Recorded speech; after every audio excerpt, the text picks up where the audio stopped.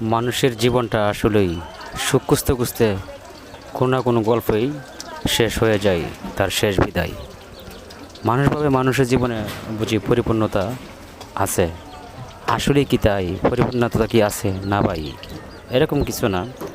তো ঘটনা হচ্ছে কি জানেন, আসল কথা হচ্ছে মানুষ বেঁচে থাকে কোনো না কোনো মানুষের উপর ভরসা করে বা কোনো না কোনো মানুষের ভালোবাসা নিয়ে।